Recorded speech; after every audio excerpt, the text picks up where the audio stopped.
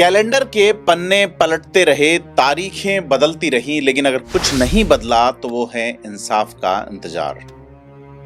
करीब 500 दिन 16 महीने बीत चुके हैं, हजारों की संख्या में घट्टे। जालोर के मांडोली गांव की उस काली रात का स्याह सच आज भी फाइलों के ढेर में दफन है। एक हत्या जिसने सिर्फ किराना व्यवसायी गणपत सिंह की जान नहीं ली, बल्कि जालोर में कानून के इकबाल का गला घोंट दिया। सोचिए, एक 80 साल की बूढ़ी मां जिसकी आंखों का पानी अब पत्थर बन चुका है, एक पत्नी जो अपने सुहाग के कातिलों को सजा दिलाने के लिए अब अपनी ही जान की बाजी लगाने जा रही है। सिस्टम सो रहा है, लेकिन 27 फरवरी की तारीख अब एक चेतावनी बनकर खड़ी है। क्या खाकी का रंग फीका पड़ चुका है? क्या मुजरिम कानून से बड़े हो गए हैं? ये कहानी सिर्फ एक कत्ल की नहीं, एक कहानी है उस सिस्टम की जिसने एक हंसते खेलते परिवार को रोड पे लाके खड़ा कर दिया। और बात करेंगे आज थिंक 360 के इस विशेष प्रोग्राम में जालोर के उस अनसुलझे रहस्य और सिस्टम की नाकामी के सबसे कड़वे सच की। नमस्कार, मैं प्रदीप हूं, आप थिंक 360 देख रहे हैं। तो जालोर का गणपत सिंह हत्याकांड है। सरकारी योजनाओं का मुलम्मा चढ़ा के 2 साल बीत गए, 3 साल बीत गए। मुख्यमंत्री की तारीफों वाले पुल, मंत्रियों के मुंह से झड़ते फूल जैसे भाषण, अधिकारियों की जो है वो जुबानी भी सरकारों की तारीफें खूब सुनी है आपने। लेकिन कानून और व्यवस्था की इस प्रदेश में हकीकत की अगर कोई वास्तविक बयानगी है तो वो जालोर के गणपत सिंह हत्याकांड में इन्वेस्टिगेशन है। सरकार के वादों की हकीकत बयानगी है तो वो इसी हत्याकांड में हुई परिणति है। तारीख पे तारीख, एक पिक्चर में सनी देओल का डायलॉग है। लेकिन शायद जालोर की जिला पुलिस ने, जालोर के जिला प्रशासन ने इस फिल्मी डायलॉग को अपना जुमला बना लिया है। और यह हत्याकांड खाकी पर एक बदनुमा दाग है, जहां परिवार न्याय की भीख मांग रहा है और सिस्टम की कातिलाना खामोशी जो है वो साबित करती है कि रक्षक तमाशबीन बने हुए हैं। भारतीय संविधान और दंड प्रक्रिया संहिता, जो आजकल न्याय संहिता है, उसका मूल उद्देश्य है कि अपराधियों में कानून का भय हो और पीड़ित के मन में न्याय का विश्वास हो। लेकिन मांडोली के गणपत सिंह के जो हत्या है उसके बाद जांच और प्रोसीजर ने इस सिद्धांत को पूरी तरह से उल्टा है। यहां अपराधी निश्चित तौर पे बेखौफ है और पीड़ित परिवार न्याय की गुहार लगाते सड़कों पर दम तोड़ने को मजबूर हैं। पुलिस के हाथ 16 महीने बीतने के बाद भी खाली। मामला अब केवल एक हत्या की जांच का नहीं रह गया है, बल्कि यह राजस्थान सरकार की कार्यशैली, राजस्थान पुलिस की कार्यशैली, प्रशासनिक इच्छा शक्ति और जांच एजेंसियों की दक्षता पर एक ऐसा सवाल है जिसका जवाब देने में पूरा महकमा नाकाम साबित हुआ है। अब मृतक जो गणपत सिंह हैं, उनकी पत्नी ने 27-28 फरवरी से एक बार फिर से आमरण अनशन पर बैठने की चेतावनी दी है। पहले उन्होंने 16 फरवरी का कहा था। तो यह चेतावनी प्रशासन के गाल पे एक तमाचे की तरह है कि 15 से 16 महीनों की जांच के बाद भी एक महिला अपने पति की जान जो खो चुकी है वो अपनी जान दांव पे लगा रही है। तो अगर हम इसकी डिटेल में जाएं, जिन दर्शकों ने इस हत्याकांड के बारे में नहीं जाना है, तो सीधी तौर पे हम बात करेंगे कि वैसे कोई भी अपराध का एनालिसिस हो, क्राइम का इन्वेस्टिगेशन हो, तो उसके लिए उसकी पृष्ठभूमि समझनी आवश्यक है। ये घटना 27 अगस्त 2024 की है। जालोर जिले के रामसीन थाना क्षेत्र के अंतर्गत आने वाला मांडोली गांव, जो आमतौर पर शांत रहता है, उस दिन एक खौफनाक साजिश का गवाह बनता है। गणपत सिंह जो एक सामान्य व्यवसायी थे, घर नहीं लौटे। रात 7-8 बजे के आसपास दुकान से निकले। रोजमर्रा का था उनका, ये रूटीन था, शक भी नहीं हुआ। लेकिन जब देर रात घर नहीं लौटे तो परिवार की चिंता बढ़ी। तो परिजनों ने रात भर तलाश की। अगले दिन उनका शव जो है उस सीकवाड़ा रोड पर एक सुनसान जगह से बरामद होता है। शव कीचड़ में सना हुआ था। सिर पर किसी भारी वस्तु या हथियार से वार के गहरे निशान थे और मोटरसाइकिल शव के पास ही पड़ी थी। तो जेब में कुछ नकदी और मोबाइल भी मौजूद था। तो यह स्पष्ट था कि हत्या का उद्देश्य, प्राथमिक उद्देश्य लूट या डकैती जैसी वारदात नहीं थी। तो पहला सवाल है कि रामसीन पुलिस थाने से महज कुछ किलोमीटर की दूरी पर हुई यह घटना, यह वारदात कि हत्यारों की बेखौफी को दर्शाता है कि उन्होंने मुख्य मार्ग के पास में हत्या को अंजाम दिया और फरार हो गए। तो पुलिस गश्त का तो इस इलाके में सवाल नजर नहीं आता। और सबसे बड़ी बात है कि जो अपराध का विज्ञान है या फॉरेंसिक साइंस ये कहता है कि हत्या के बाद के पहले के 48 घंटे सबसे महत्वपूर्ण होते हैं। इस दौरान सबूत अगर कलेक्ट नहीं होते तो फिर केस कमजोर होता है। जालोर पुलिस की जो कार्यप्रणाली है उससे लगता है गणपत सिंह मामले में शुरुआती घंटे पूरी तरह से बर्बाद होते हैं। पुलिस ने शुरुआत में दावा किया कि जल्दी अपराधियों को गिरफ्तार कर लेंगे। रामसिंह थाना अधिकारी और तत्कालीन सांचौर डीवाईएसपी ने भी मौका मुआयना किया और कहा गया करीब 100 लोगों से पूछताछ हुई है। नतीजा 0, 100 बनाम 100 कॉल्ड, 100 वर्सेस 0। अगर पुलिस ने 100 लोगों से पूछताछ की और एक भी सुराग नहीं मिला तो ये हवा में लाठियां भांजने जैसा है। इंटेलिजेंस नेटवर्क, मुखबिर तंत्र निश्चित तौर पे तो पहली चीज आपका इकबाल, दूसरी चीज गश्त, तीसरी चीज इन्वेस्टिगेशन फेल्योर, चौथी चीज इंटेलिजेंस नेटवर्क फेल्योर। क्या पुलिस जो इन 100 लोगों को किस बिना पे बुलाए, इन 100 लोगों को खाना पूर्ति के लिए? अब खैर 3 मुख्य संदिग्धों पर सुई अटकती है। परिजनों ने भी कुछ लोगों पे नामजद संदेह जताया, लेकिन पुलिस उन्हें गिरफ्तार करने के बजाय केवल पूछताछ करके छोड़ देती। पुलिस का यह कहना है कि ठोस सबूत नहीं है। सवाल, जब संदिग्धों की लोकेशन, कॉल रिकॉर्ड्स और टावर डंप उठाए गए तो क्या पुलिस को कोई विसंगति नजर नहीं आती? एक ग्रामीण परिवेश में जहां हर कोई एक दूसरे को जानता है, वहां मर्डरर अनविजिबल कैसे हो सकते हैं, अदृश्य कैसे हो सकते हैं? और नार्को टेस्ट के नाम पे 15 महीने की देरी। बड़ा सवाल यह है कि नार्को जो है वो सबसे बड़ा हथियार बना पुलिस के लिए, और वो हथियार जिसे सुप्रीम कोर्ट कह चुका कि यह दंत विहीन श्वान है। और परिवार और समाज ये बहलता रहा कि संदिग्धों का नार्को टेस्ट होगा तो कुछ हो जाएगा, लेकिन लंबे अरसे बाद ये पता चलता है कि कोर्ट से अनुमति नहीं मिल रही। अब Selvi versus Karnataka state case को अगर देखें, जिसमें सुप्रीम कोर्ट की एक रिमार्केबल गाइडलाइन है कि किसी भी व्यक्ति की सहमति के बिना उसका नार्को टेस्ट हो ही नहीं सकता। अब पुलिस को यह कानून पता था, क्योंकि सुप्रीम कोर्ट का प्रत्येक आदेश जो है वो पूरे देश की पुलिस के लिए एक कानून होता है। फिर भी जानबूझ के जांच की पूरी दिशा इसी एक बिंदु पर टिकाए रखी। समय की बर्बादी हुई, लोअर कोर्ट में अर्जी लगाई, खारिज हुई, फिर रिवीजन पिटीशन लगाई और इस अदालती प्रक्रिया में 6 से 8 महीने निकाल दिए।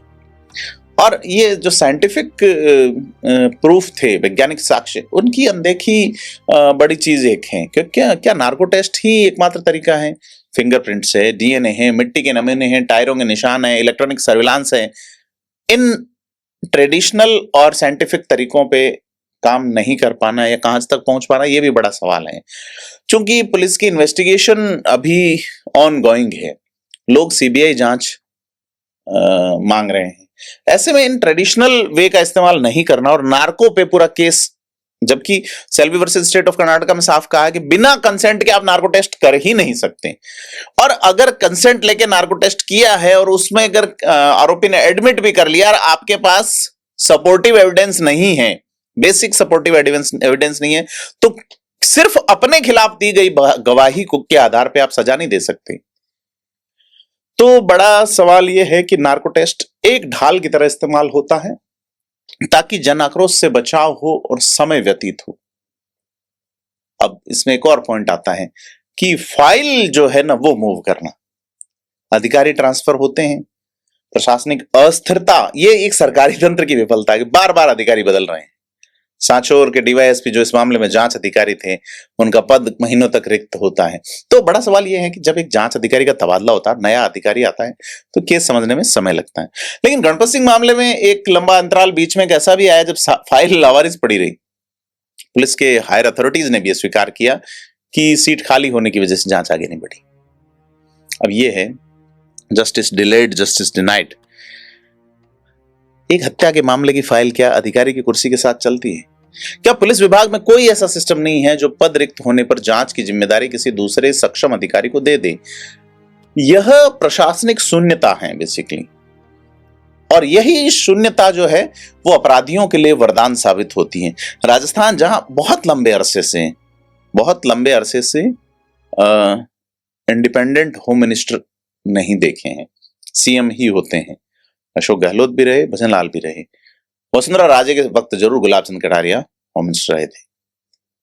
तो बड़ी चीज ये है कि पुलिस और प्रशासनिक बेड़े पे जो पकड़, जनप्रतिनिधियों की पकड़, डेमोक्रेटिक रिप्रेजेंटेटिव की, इलेक्टेड रिप्रेजेंटेटिव की पकड़ की जो बात है, क्योंकि मुख्यमंत्री की व्यस्तता किसी से छिपी नहीं है। और अब है कि जब न्याय की उम्मीद खत्म होने लगी तो नवंबर 2025 में एक आंदोलन बनता है। खैर फिर राय दी जाती है, 80 साल की बूढ़ी मां सत्याग्रह करती है और नेता जो कि एक शादी में जा रहे थे, कई नेता तो जो रील मीम थीम वाले नेता है, वो शादी में, वो माथुर जी पाली के उनके परिवार में शादी थी, जो राज्यपाल हैं सिक्किम के, वहां जाते वक्त इस धरने का भी वो लाभ उठा गए। भीनमाल के विधायक समरजीत सिंह ने भी दावा किया कि वो लड़ेंगे। विधानसभा में हमने एक भी लाइन नहीं सुनी उनके द्वारा भी, जालोर के विधायक जोगेश्वर गर्ग की ओर से भी, चूंकि वो सचेतक हैं। लेकिन कांग्रेस के विधायकों की संख्या वहां पे 2 हैं, एक निर्दलीय, भाजपा के 2 ही विधायक हैं जिले। ऐसे में ये संवेदनहीनता जनप्रतिनिधियों की भी है। जालोर जिले के जनप्रतिनिधि सदन में क्यों नहीं बोल रहे हैं? सदन में छोटे से छोटे मुद्दे उठ रहे हैं और ये एक प्रशासनिक फेल्योर का बड़ा उदाहरण है। नजर नहीं आता, कोई भी एक लाइन नजर नहीं आता। तो ऐसे में यह एक पूरा ऊपर से नीचे तक का जो सिस्टम है उसका फेल्योर नजर आता है। और प्रशासन की संवेदनहीनता तो वो है ठोस कार्रवाई, प्रशासन में भरोसा नहीं रहा। फिर सांसद लुम्बाराम चौधरी इस मामले को कहते हैं हम इसको देखेंगे, वो अनशन तोड़वाते हैं। लेकिन अक्सर वो सड़कों की मांग को लेके मिलते हैं, लेकिन कानून का इकबाल जो है वो वहां बिखरा पड़ा है। उनके लोकसभा क्षेत्र के सबसे बड़े जिले में, 2 जिलों में से बड़ा जिला जालोर है, कानून का इकबाल कहीं साइड पास, कहीं किनारे पड़ा है। लुम्बाराम चौधरी से बोलते नहीं बनता संसद में, या अक्सर वो फोटो खिंचाते नजर आते हैं मंत्रियों के साथ में। सड़क मांगी, रेल मांगी, मिली कितनी वो अलग बात है, या पीपीपी मोड पे कितनी मिली, टोल वाली कितनी मिली, वो अलग बात है। लेकिन इस मामले में लुम्बाराम चौधरी ने भी सीबीआई जांच की मांग नहीं की। बच्चे मां से पूछते होंगे कब हत्यारे पकड़े जाएंगे। पहले पुराने समय में यह है कि बैर लेने वाली बातें हुआ करती थी, लेकिन अब चूंकि सिस्टम ही सरकार पे है, सरकार ये भरोसा दिलाती है, लोक कल्याणकारी राज्य की संकल्पना कॉन्स्टिट्यूशन में हमारे प्रियम्बल में है, तो बड़ा सवाल यह है कि परिजनों की इस मानसिक प्रताड़ना का जिम्मेदार कौन? क्योंकि क्राइम अगेंस्ट द स्टेट है, ये हमारा संविधान कहता है। साक्ष्य का भार राज्य पे है, राज्य फेल रहा है साक्ष्य देने। तो ये मामला अब सुलझने की बजाय उलझता जा रहा है।